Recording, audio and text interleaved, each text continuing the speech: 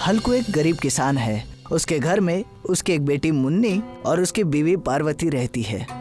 हल्कू के पास उसके खुद के खेत है, पर उसका गांव जंगल के किनारे है। इसीलिए जब भी फसल पककर तैयार होती तो जानवर खेतों में आते और फसल को नुकसान पहुंचाते थे।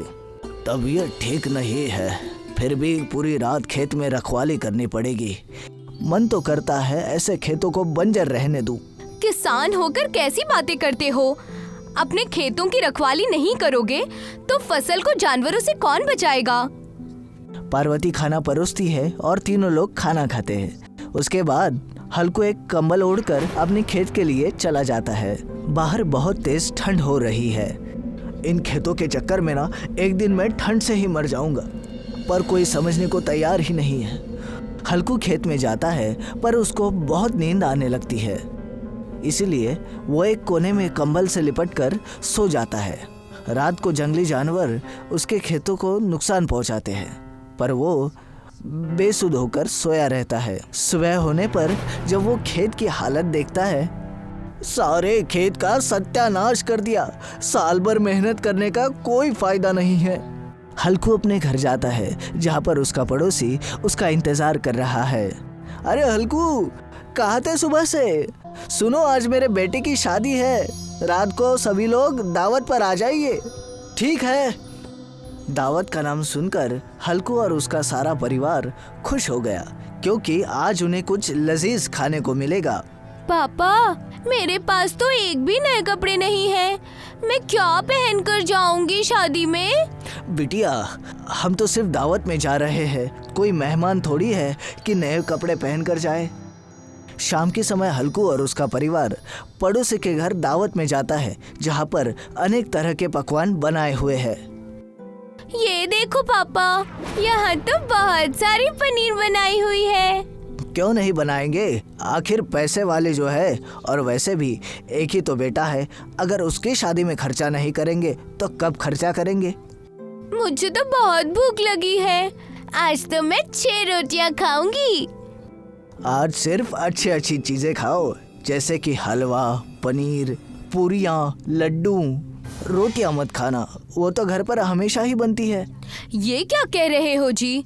सिर्फ अच्छी चीजें खाएंगे और लोगों ने देख लिया तो क्या सोचेंगे कि किस जन्म के भूखे हैं? जिसको जो सोचना है सोचे, पर हम दावत में इसलिए आए हैं कि अच्छा खाना खा सके। बेटी, तुम मेरी बात सुनो और खूब हलवा पनीर खाओ। कल से तो वही सूखी रोटी खानी है। हल्कू और उसका परिवार पेट भरकर खूब सारी चीजें खाते हैं। आज तो मजा ही आ गया पापा। 2 साल पहले सुनीता दीदी की शादी में ऐसा खाना खाया था। उस दिन के बाद आज इतना लाजवाब खाना खा रही हूँ। तेरी शादी में भी मैं ऐसे ही स्वादिष्ट पकवान बनवाऊंगा। देखना, लोग हाथ की उंगलियां चाटते रह जाएंगे। क्या सचमुच पापा? आप मेरी शादी में इतने सारे पकवान बनवाओगे? हाँ बेटी, बहुत धूमधाम से कराऊंगा तुम्हारी शादी। आखिर एक लौती बेटी हो तुम हमारी। हल्कू की ये बात मुन्नी के दिल में बैठ जाती है और वो सोचने लगती है कि जब उसकी शादी होगी तो सभी गाँव वालों को अच्छी दावत दी जाएगी। मैं अपनी शादी में अपने सारे दोस्तों को बुलाऊंगी। हाँ, क्यों नहीं? अपनी दोस्तों को ही क्यों, दोस्तों के दोस्तों को भी बुलाना। क्यों इस बेचारी को इतने बड़े ख्वाब दिखा रहे हो? घर में एक पैसा भी जमा नहीं है और बड़े आए अपने दोस्तों के दोस्तों को दावत करवाने वाले। तुम बात बात पर मुझे टोका मत करो। घर में तो यही हाल है। कम से कम घर के बाहर तो चुप रहा करो कि हल्कू की अपने बीवी के सामने बोलती बंद हो जाती है। ठीक है, तो चलो घर। खाना तो खा ही लिया, अब यहाँ क्यों रुकना? मैं सोच रहा था कि कुछ घर के लिए भी मिल जाता तो कल सुबह के नाश्ते का इंतजाम हो जाता। तुम तो सचमुच बदनामी करवा कर ही मानोगे। चलो बेटा, हम दोनों घर चलते हैं। तुम्हारे पापा को कोई नहीं समझ सकता। जब तक 4 लोग बुलाकर भला बुरा ना कहें, तब तक बात इनके दिमाग में घुसती कहाँ है। मुन्नी और पार्वती घर के लिए निकल जाते हैं और उनके पीछे पीछे हल्कू भी घर आ जाता है। अच्छा खासा नाश्ते का इंतजाम कर रहा था। अब कल सुबह सूखी रोटियां ही चबानी पड़ेगी और हमारी किस्मत में है ही क्या। घर आकर हल्कू आज चैन की नींद सोता है।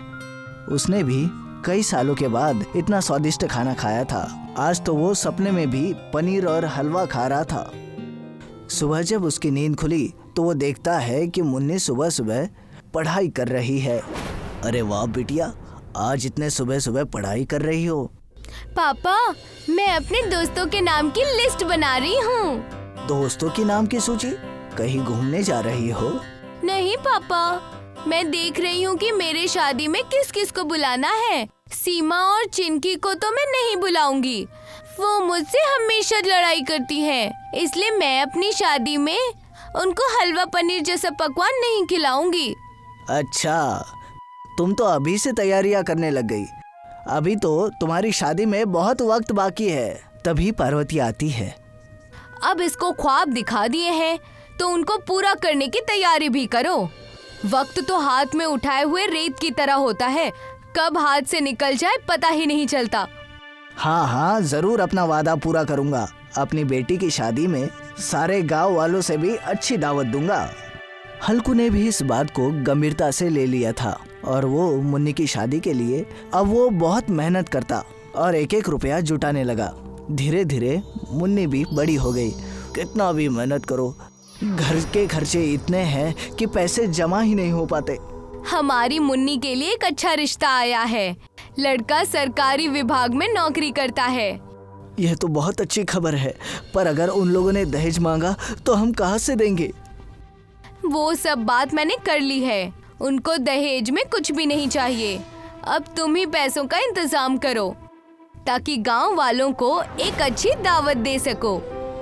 मैं तो उसी दिन से पैसों का इंतजाम करने में लगा हूँ, जब से मैंने मुन्नी को वादा किया था कि उसके शादी में अच्छी दावत करूँगा।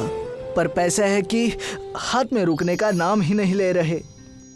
मुन्नी का रिश्ता तय हो जाता है और शादी का दिन तय हो जाता है, पर अभी भी हल्कू के पास दावत करने के लिए पैसे जमा नहीं हुए हैं और वो मुन्नी के शादी में सिर्फ रोटी, सब्जी और दाल बनवाता है।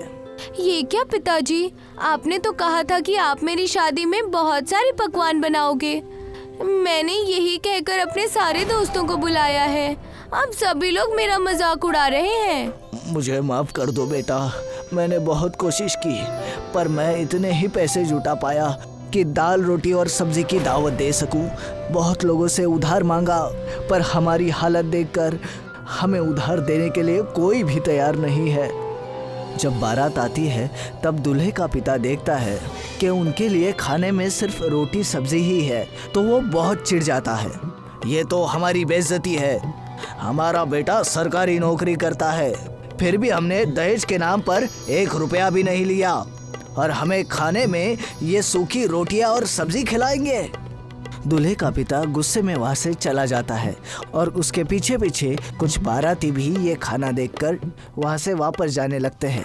तभी वहां पर यात्रियों का एक दल आता है। सभी यात्रियों को भूख लगी है, इसलिए वो हल्कू से खाना खिलाने के लिए कहते हैं। हम लोग यहाँ यात्रा पर आए हैं और साथ ही माता के दर्शन भी किए हैं। दिन भर घूमकर हमें भूख लगी है, क्या तुम हम सभी को खाना खिला सकते हो?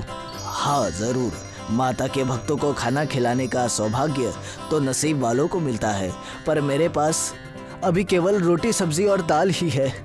भूखे के लिए तो सूखी रोटियां भी अमृत के समान है। हल्कू सभी यात्रियों को भरपेट खाना खिलाता है और खाना खाने के बाद एक यात्री हल्कू को माता के मंदिर का प्रसाद देता है। ये लो, ये माता के मंदिर का प्रसाद है, ये तुम्हारे किसी भी इच्छा को पूरी कर सकता है।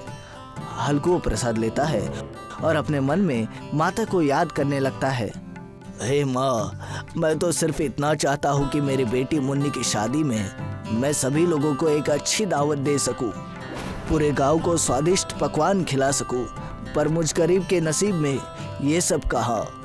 जब हल्कू अपनी आंखें खोलता है तो देखता है उसका घर अनेक तरह के पकवानों से भरा हुआ है। हल्कू समझ जाता है कि यह माता का चमत्कार है। वो अपने समधी को बुलाकर वापस ले आता है। वापस आ जाइए समधी जी, मैंने सभी बारातियों के लिए स्वादिष्ट पकवानों का इंतजाम कर दिया है। सभी बाराती, गांव वाले और मुन्नी के दोस्त स्वादिष्ट पकवान खाते हैं। मुन्नी की शादी भी अब धूमधाम से होती है और सभी लोग हल्कू की दी हुई इस दावत की चर्चा करने लगते हैं।